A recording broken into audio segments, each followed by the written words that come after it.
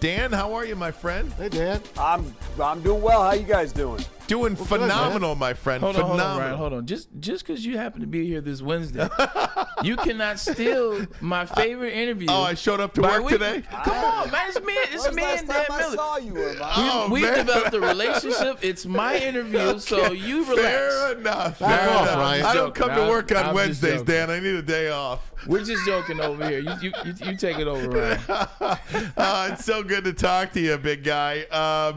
Look, Sunday night was an incredible night where they cap off an incredible season. 15 wins, top seed, back-to-back division championships. How would you characterize this season for you?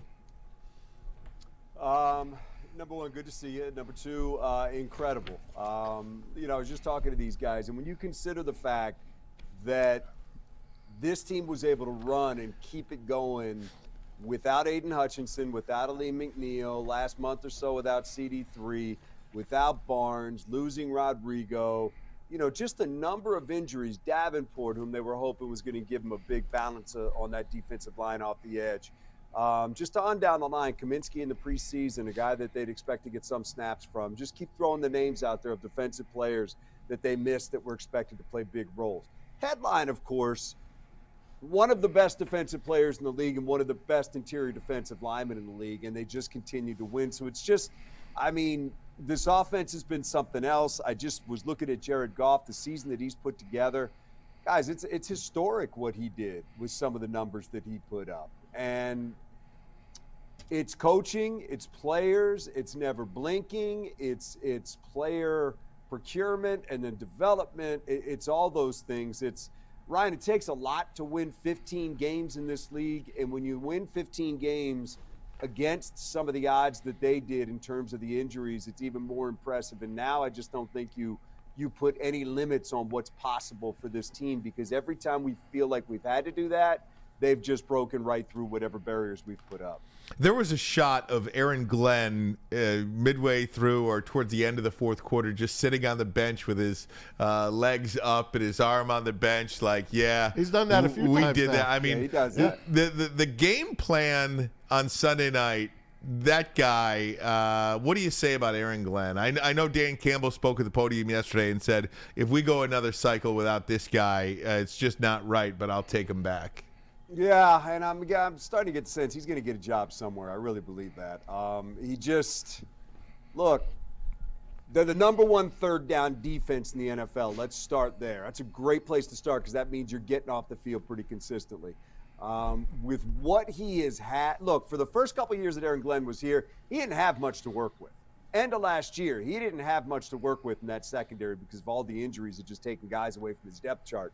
And then you start this year, and he's loaded up pretty good, and then bit by bit, he just starts losing guys, but he figures out a way to keep it going. And then, over the last month leading into that game against Minnesota, started to see some cracks, started to see teams putting up big points.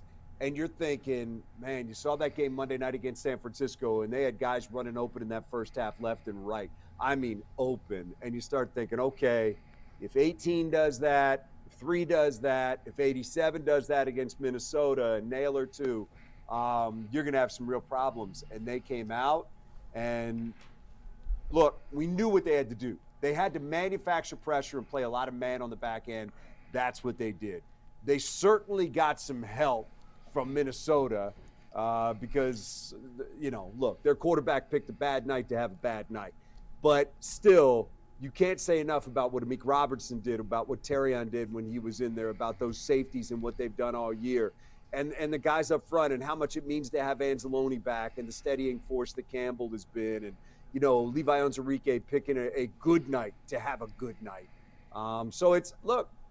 He has time after time made the most out of what has been available to him. And this was another case of him doing that. And I think he's done that throughout his time here. The numbers haven't always been great, but the numbers that count are the points on the board. And the Lions have been very, very good in that regard for a while now.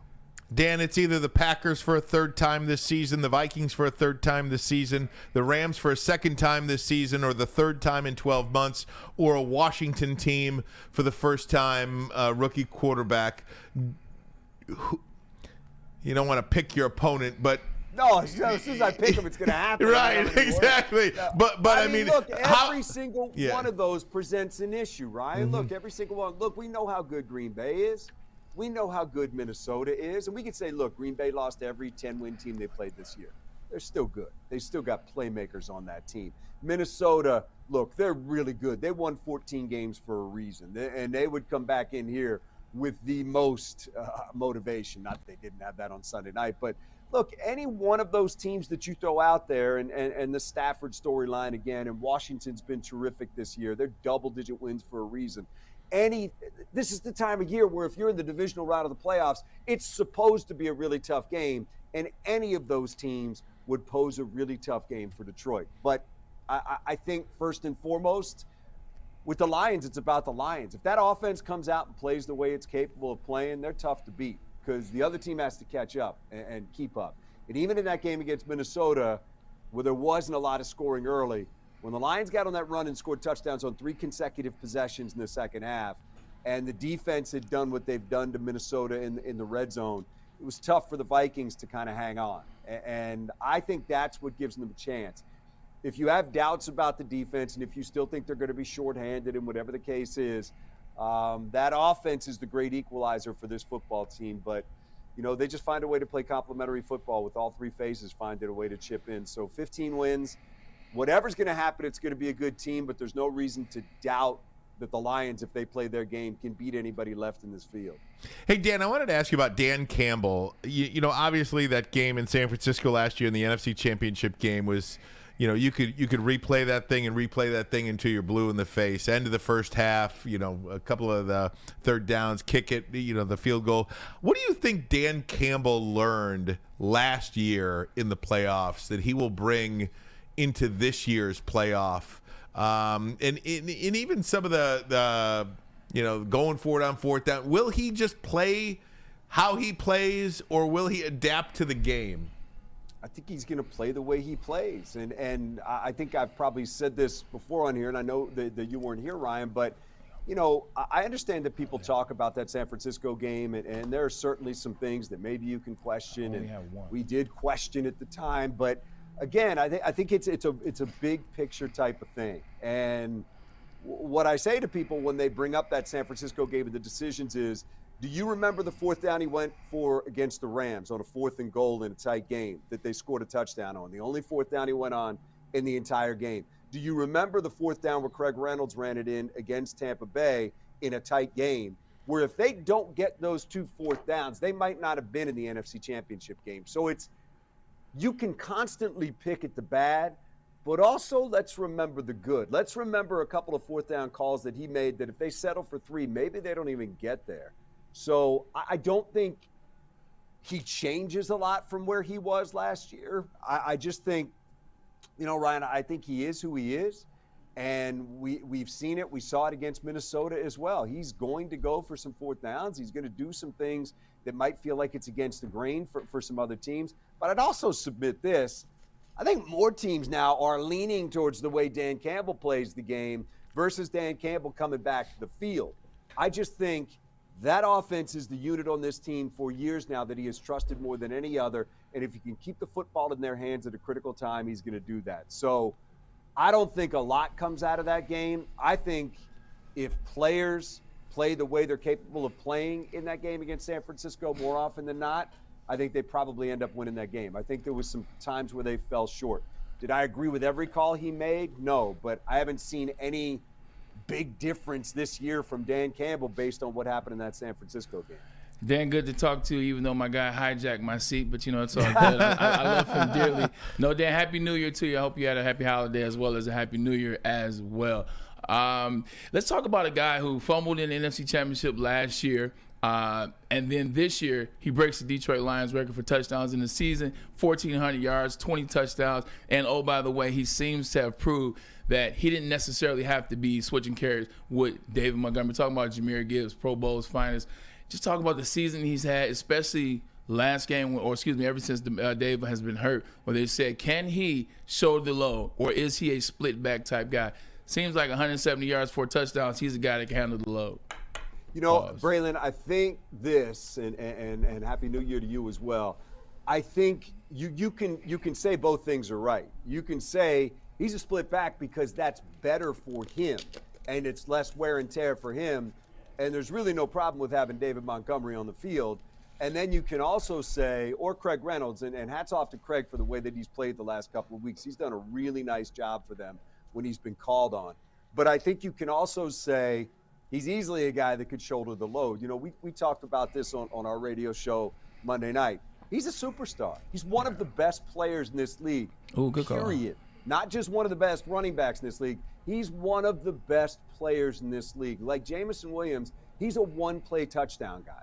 And I think he has proven he's a power guy. He's an inside guy. He's an outside guy. He's well over 1,000 yards. He's 20 touchdowns. I mean, I don't really know what else he can prove, but I think your question is a good one, and I think the answer is whatever it takes.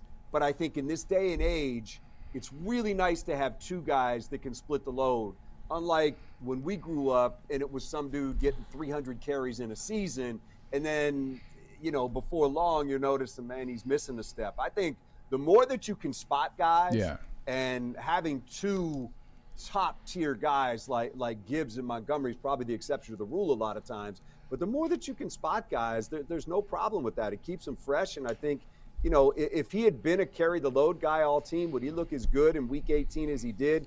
The answer, I think, is certainly no. But I think they've played it the right way with him. But he's just flat out one of the best players in this league, and he's proven that. You're absolutely correct about him being a split back, because you telling me Saquon Barkley would turn down to Dave Montgomery or Derrick Henry turn down to Dave Montgomery? You're absolutely correct on that, man. Hey, Dan, I wanted to ask you about Jared Goff. I mean, he has been superb, and I know he threw a couple of interceptions, and the one that he threw, that long pass from the end zone to J-Mo, I don't know if J-Mo wasn't on the same page, but, you know, he was going for the deep ball. But here's what my wife said it. He don't look any different if he's throwing a 50-yard touchdown or an interception. I'm talking about Jared Goff. This guy has got the best poker face that I've seen in a long time. You get Aaron Rodgers, you see him cursing under his breath and all of that. I mean, this guy is playing at his peak right now. And I know no one mentions him for the MVP because there's so many other great players ahead of him, but he's an MVP to me. Okay, and I wasn't being rude. I was listening to everything you said, but I wanted to pull this up. Goff this year, 72.4% of his passes, 111.8 quarterback rating. Those are both the best ever in franchise history. 37 touchdown passes, 4,600 yards. I'm reading off Greg Maiola from the Lions post-game notes here. First player in NFL history to complete at least 72% of his passes and throw for more than 4,500 passing yards in a season. 72.4 completion percentage, finishes the fourth highest in NFL history. Joins Patrick Mahomes, Peyton Manning, and Tom Brady, Dan Fouts, Drew Brees as the only quarterbacks that were able to do that and produce 3 seasons with at least 4,500 passing yards and 30 touchdowns. Look, the guy is one of the best players in the league, and he's also pretty much unflappable, to your point.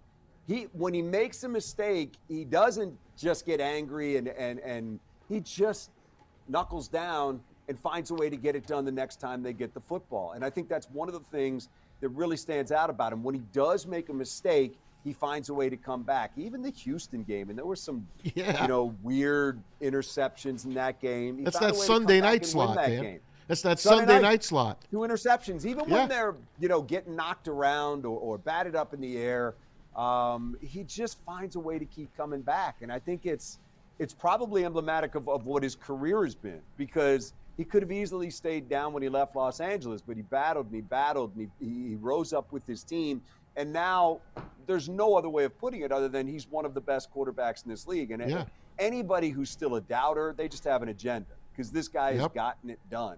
And it doesn't guarantee you anything next week. It doesn't. But his body of work has been outstanding. And he runs this offense, impeccably most weeks. And there's a reason that they're up at the top of the offensive standings in most key categories. And look, it's a unit that works well together. It's a great offensive line. It's great running backs, as we've talked about. It's big play receivers.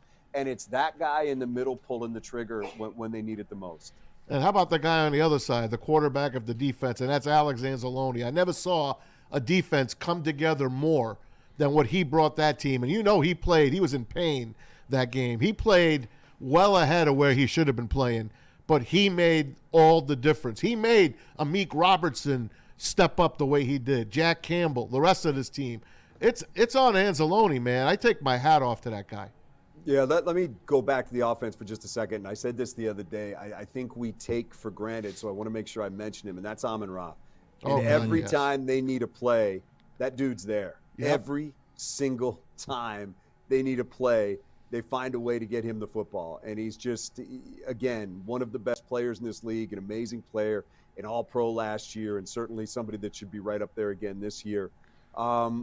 Look, I just thought it felt different with 34 back out there. Hell yeah. I just felt like everybody kind of exhaled a little bit. And then you get to the way that he plays, his athleticism, the way he flies around the field, the way that he can cover a TJ Hawkinson out of the backfield, the way that you can send him on a blitz and he can get home because he's fast and reckless and relentless.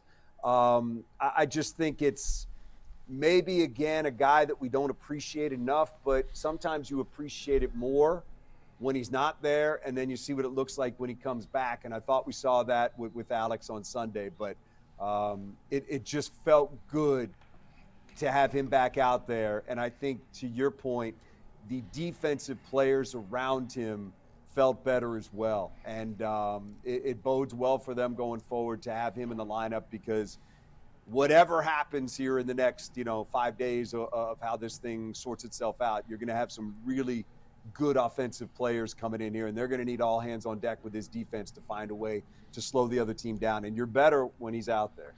Hey, Dan, last thing. Did you happen to hear at all Josh Landon's story about David Montgomery? I did, yes. And it doesn't surprise me. I mean, it just... he's an amazing guy. I mean, if you want to tell a story, go ahead. We coming over to say hello to Josh's mom. Yeah, we had Josh on. Awesome. Yeah, we had Josh on earlier today, and he told the story. And this Lions team itself, it's just so great. This run coincides with how great a people they are and how they've wrapped their arms around really this entire fan base. And you see teams, the fans this and the fans that. That's not who this team is. They embrace everybody. They want everybody on board. They want everybody to feel a part of it. And it's so easy to like this team, to love this team. And I just thought that moment kind of encapsulates who this team is as a culture, as a people. And it adds so much more to this run. They've said it a number of times, Ryan. Not everybody can play for the Lions. And part of that is, are you a character fit? And look, you throw 53, 16, 69 guys in a room, everybody's not going to have the highest character in the world. It's like society. It's a cross-section of society. But it does matter with this team. They do try to bring good guys in here that will represent the team in the locker room, on the field, and in the community well. And I think their batting average is really high. And I would just, tell people, if you want to get to know him a little bit, go back and listen to him on the St. Brown Brothers podcast. I think it was from last year. And you get a real feel for who he is and what his background is and how he grew up. And nothing was easy for him, not as a young boy growing up, not as somebody trying to get to college, not as somebody trying to get noticed.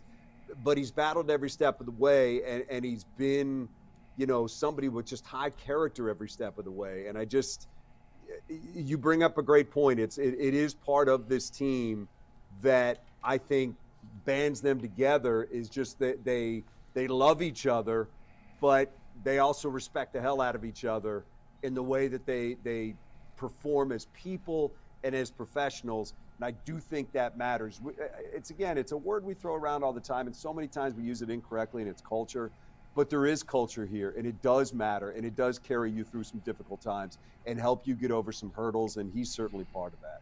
Hey, Dan, we heard Dan Campbell's going to chill with the family this weekend. He might even go away for a little bit, get out of the office. What are your plans for the weekend? You going to watch all the games? Look, I kind of said my dream scenario was we got to win, and then I wanted to see, let's watch Minnesota go to L.A. and let those two teams battle. And let's watch Green Bay go to Philadelphia and let those two teams battle. And you know what? Full respect to all four of those. And then Washington and Tampa, which I think is going to be a heck of a game. Yeah. It's nice to be able to just sit back and watch them do what they do. But I'll be in full chill mode. I can promise you that. Good. It's going to be a fun weekend, and I am very much indebted to this team for earning me a bye while I'm working this weekend, and earning all of us a bye where we can just sit back and watch and know that we got football coming to Ford Field next week. But it'll be fun, and it's, man, you just take a lot of pride in what these guys did, and part of that is really just being able to sit back and appreciate it this weekend when they're not playing guys, which we've never experienced here before, and it's a pretty cool thing. Hey, what's your take on the Monday night playoff game? That should be abolished, if you ask me. Yeah, I mean, look, we know why these things are done. It's done for money. They're just trying to spread this thing out. As a viewer, look, I love the fact that we got football Thursday night, Friday night, Saturday, Sunday, Monday. I love that. Would I want to be that team flying from the West Coast? Look, we just played in San Francisco in a night game. We got back at like 7 o'clock in the morning, 6 o'clock in the morning. Wasn't fun. And I guarantee you, those guys who felt it a lot more than I did, losing that day going into that Minnesota game wasn't easy for the coaches, for the players, or for anybody.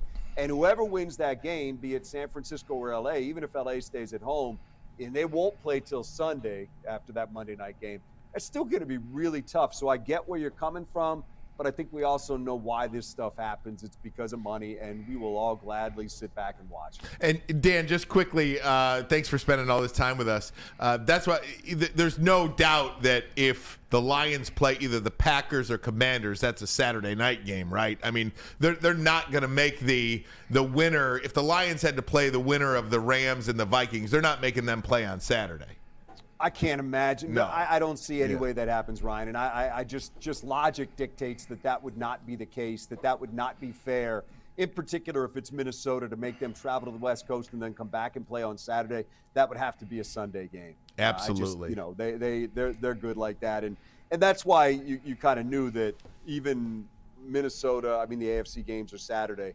I mean, we knew pretty early on that game, because of the matchup with the Rams, regardless of who it was going to be a Monday night game. So, yeah, I don't think there's any doubt that would end up being a Sunday game. Hey, Dan, real quick, and we'll let you get out of here. In the words of Kobe, job's not done. We understand that yet. But have you had a second to think? Because you were here in 08, and now you're here in 2024, a 116 versus 15-2. Like, how the tide is shifted. Have you had a second just kind of reflect and say, man, I was there in 08. Man, I'm here now. Yeah, I mean, really, Braylon, all the time, because I have more time to reflect on things like that than a player who's got to worry about somebody trying to hit him in the mouth in 4 days.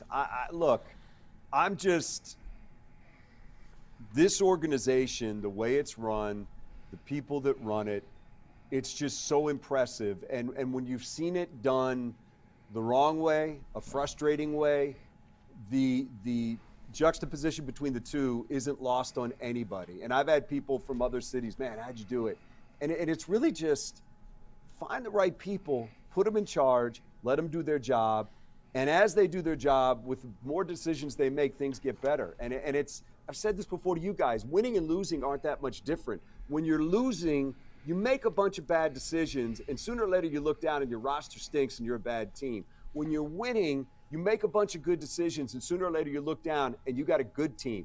So it's not that much different. It's just that they're going in different directions. But I have a great appreciation for what I'm watching here and seeing the way they operate and the way they do their business and just how professional they are, how much they stick to their guns. They don't just jump at shiny things. Even when we think, Maz thinks they should, they don't do it. and that's impressive to me. Nice. Let me just throw this out too. Guys, we see it with the Pistons right now, too. They were so horribly, and I don't mean to go off a tangent here. No, go ahead. No, Take please. your time. Horribly mismanaged last year from Jaden Ivey on down. Yeah. And now you watch this group coming in, and look, they're still writing their story, but the look last year compared to this year, that's management, leadership, and direction. So it's not just the Lions. It's putting the right people in charge, and all of a sudden good things start to happen. And it's fun to sit back and watch that, and it gives you a great appreciation for people that are really good at their jobs. JB Bickerstaff, this is this is the 2022 Detroit Lions. I think what we're seeing, you know what I mean? Listen, I'll take it. And it's, I mean, you can't take away from what they've done. And Ryan, it just looks different. It just looks different. And the players are getting better. That's the thing. And that always has to be the case in the world of professional sports. Your players have to get better and improve. And last year we just looked at what was going on and we shook our head. And clearly we can say now it was badly mismanaged. And now we see just how different it looks. And that's not me throwing stones at anybody. That's saying, look at this and look at this. Now compare. And it's fun to watch. And it's the same thing we're seeing. And guys, I hope we're seeing that with all of our teams right now, because I sent this out the other night on X. I feel like in McClellan's obviously early, but man, doesn't it feel like maybe finally all 4 teams have got that coaching position in the right spot? And that would be a really cool thing if they keep it going with the Wings and keep it going with the Pistons. And we know what A.J. Hinch is doing and what Campbell is doing, but it feels good in Detroit right now to have some of the things that we have going. And when you watch it, to your original question, man, yeah, you absolutely appreciate what's going on and how it's happening. Well, thanks to the Lions. Hopefully you and Woody and Jen and Greg Canner and Matt Trump get a little bit of a lighter week this week. That way Canner can go nuts. Get to sit back and watch. Canner can go nuts watching the Washington Commanders. There it is. Dan, too. See, you usually get out 320 messing with me. Dan, thanks, my man. Check Thanks, Dan guys. out, obviously, Thanks, Fox 2 Sports Director. Check him out 5, 6, 10, and 11 tonight. And, of course, check him out on the Lions Radio Network. And check him out on YouTube as well.